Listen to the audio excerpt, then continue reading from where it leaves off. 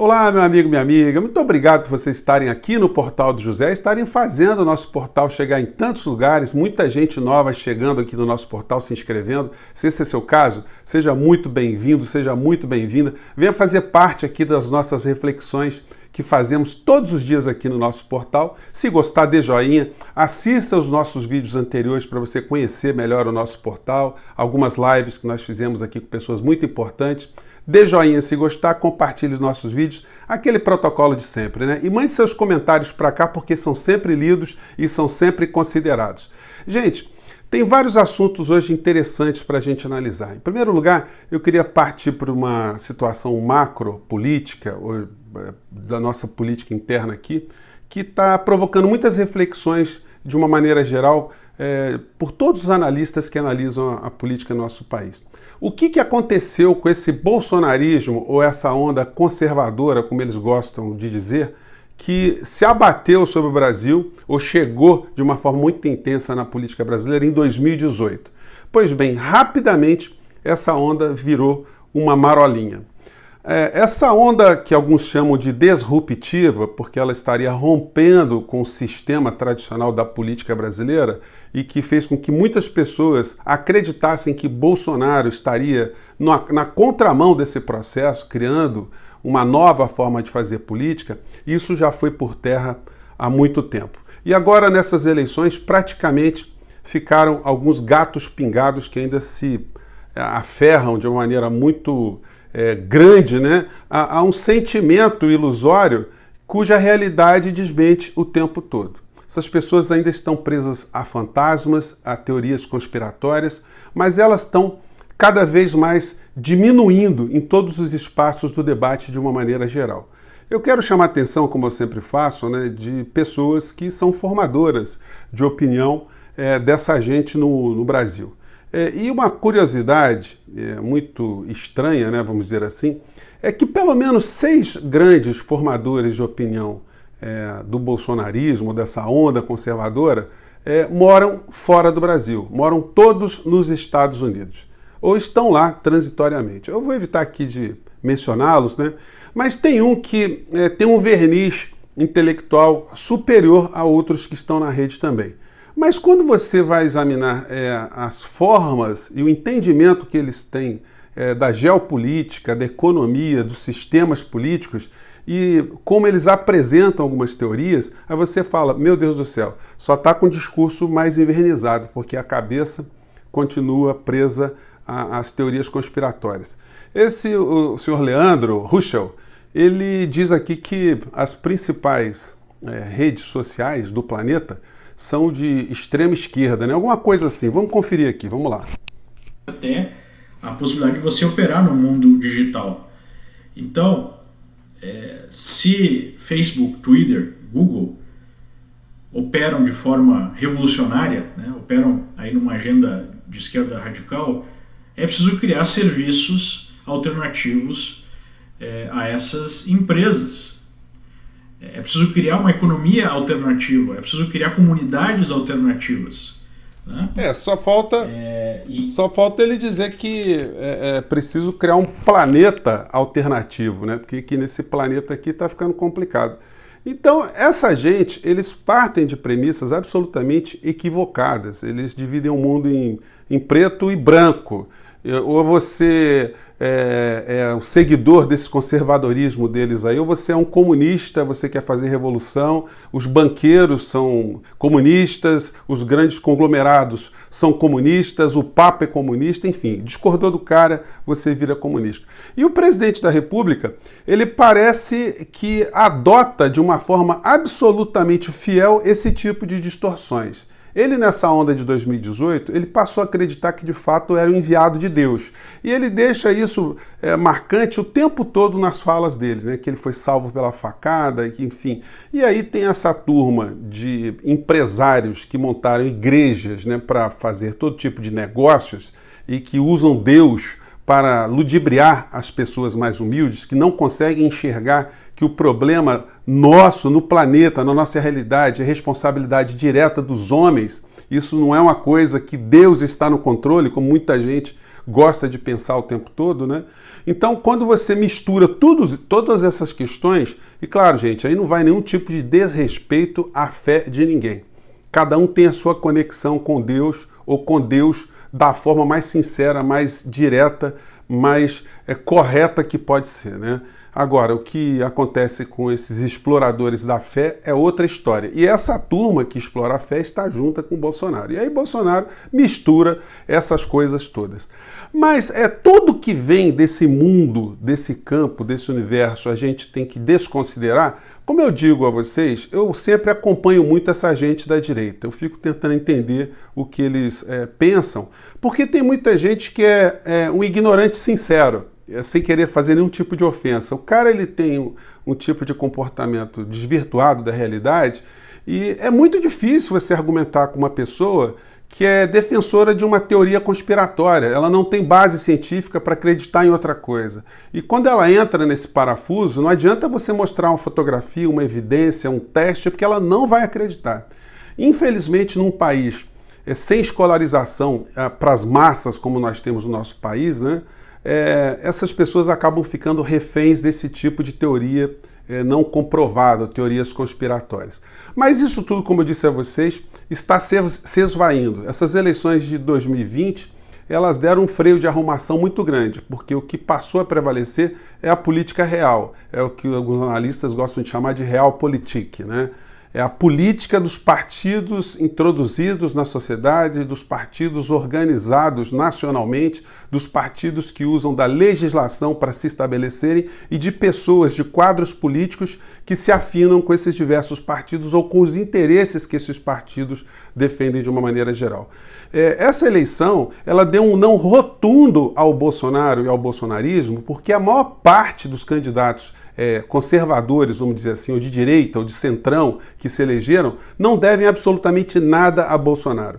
Bolsonaro fez uma campanha apenas para alguns candidatos e como ele não tem uma estrutura política orgânica, monolítica, ele não pôde fazer de uma forma mais aberta, de uma forma mais igualitária, democrática dentro do partido dele, ou de um suposto partido, campanha para todos os seus candidatos. Porque se ele tivesse um partido era muito fácil. Ele diria, vote número tal, vote no número tal, ou vote na sigla tal. Isso fortaleceria uma corrente política, mas não foi isso que aconteceu com ele. Ele agora está sendo cantado para entrar num partido tradicional e aí sim será o golpe de misericórdia nessa gente toda que acha que Bolsonaro veio para mudar alguma coisa.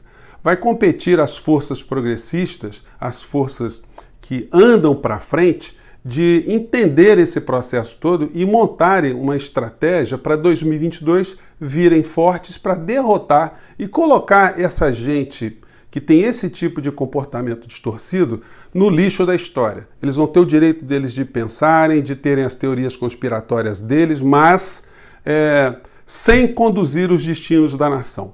E a cada dia que passa, eles vão ficando cada vez mais órfãos. Hoje, o Benjamin Netanyahu, de Israel, né? Ele acabou declarando, depois de alguns dias, né, que Biden é o presidente dos Estados Unidos. Isso aí joga por terra mais um aliado próximo do bolsonarismo, aquelas ilusões todas, eles quando vão ali para a frente do Palácio do Planalto, né, naquelas aglomerações de Bolsonaro, levam a bandeira dos Estados Unidos, de Israel, olha, agora a coisa vai ficar mais complicada. E tem um problema, né? Se Biden resolve mudar de novo a embaixada de Israel, a embaixada americana em Israel, o que vai fazer Bolsonaro aqui com essa ideia, né? A embaixada brasileira também vai ficar nesse ping-pong. E agora, como é que vai ficar também a orientação política ou geopolítica do Brasil com esse namoro que está surgindo, está começando a se desenhar entre Putin e Bolsonaro? Tem algo de real no meio dessa história? Bom, a gente vai fazer um vídeo só sobre isso. E aí eu pergunto a vocês, tudo que vem dessa gente é para a gente desconsiderar? Olha, o bolsonarismo tem defendido muito que está acontecendo fraudes lá nos Estados Unidos, né? Isso aí também já está indo por terra. E aqui no Brasil também eles defenderam, ou defendem, né, que as fraudes correm solta. O Bolsonaro o tempo todo ele tenta desmoralizar o processo político aqui no nosso país. Mas a ideia do voto impresso, que tem sido muito mal apresentada, ela é contrária à Constituição brasileira? Bom, se a gente pega a legislação eleitoral, a gente vai ver que ela segue a Constituição brasileira quando o voto no Brasil é um direito de exercê-lo, né, de forma universal, todo mundo tem o direito de votar, o voto tem que ser secreto e o voto tem que ser periódico, a gente tem que ter eleições periódicas aqui no nosso país.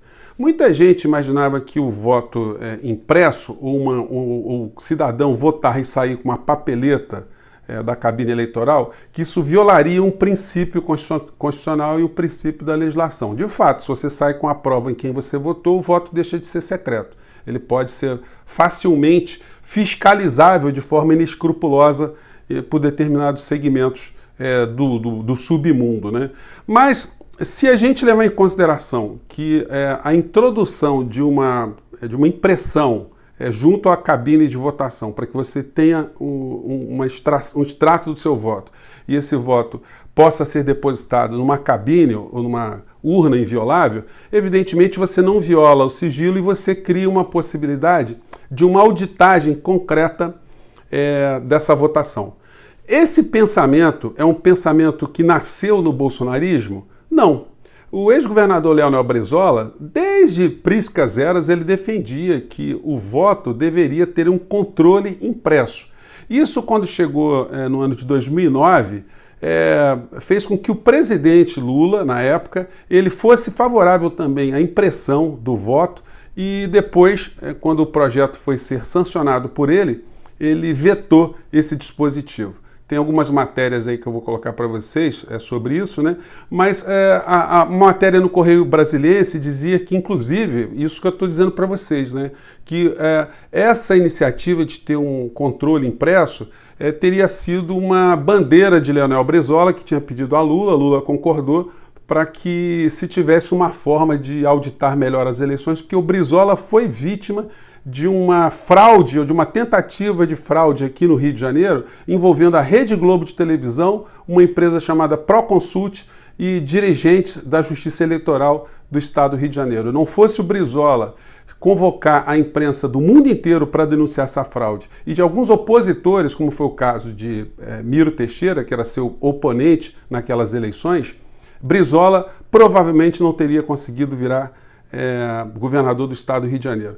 Agora, o que pretende o Bolsonaro e o bolsonarismo é exatamente o processo eleitoral que se dá na Venezuela. Olha, talvez eles não saibam disso, né? Mas o que eles estão querendo fazer aqui, e que eu acho que a gente não deveria ter preconceitos, não. Eu acho que ter um controle de um voto impresso colocado numa urna ao lado para, por sorteio, será por amostragem, se verificar que o voto que está sendo registrado eletronicamente é o mesmo que foi depositado na urna, eu acho que não tem nada demais. Eu acho que a gente não deve evitar essa discussão, porque hoje ela está vindo pelo lado bolsonarista. A gente tem que fortalecer, porque a transparência do voto interessa para todos nós. Mas vamos ver como é que acontece aqui na Venezuela. Eu peguei aqui uma matéria da Telesur sobre as eleições que vão ser que estão sendo preparadas para o ano que vem. Vamos lá. De votação e luego retira a cédula de identidade com muito cuidado.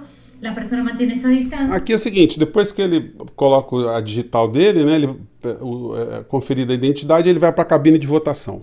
Se va detrás del paraván, Tatiana, como lo estamos viendo ahorita, están las máquinas de votación. Esto es otra novedad porque las máquinas son completamente nuevas, con software netamente venezolano.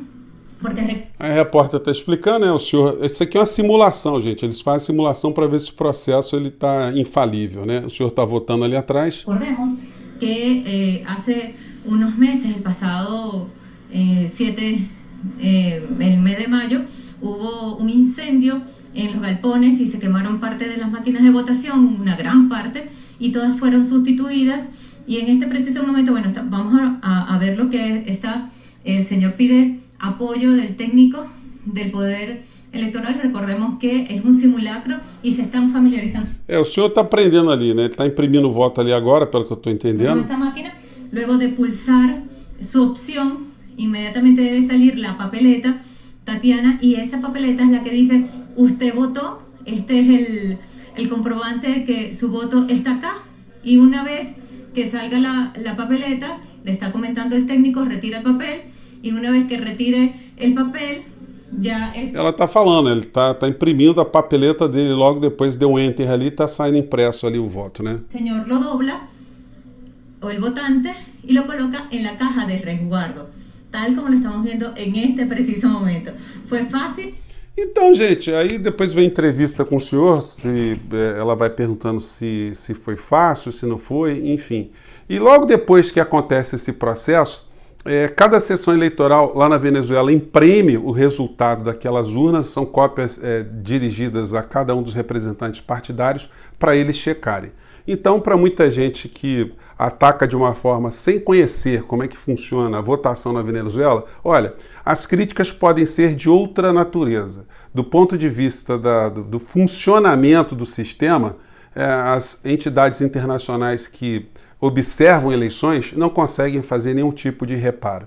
Então, gente, são essas as questões aí. O voto impresso, feito dessa forma, não deve receber nenhum tipo de objeção da nossa parte. Eu acho que interessa para todas as pessoas no país, para a democracia brasileira, que o voto não tenha nenhum tipo de suspeição sobre a sua intenção, né? Gente, eu fico por aqui, um grande abraço e até o nosso próximo vídeo. Tchau!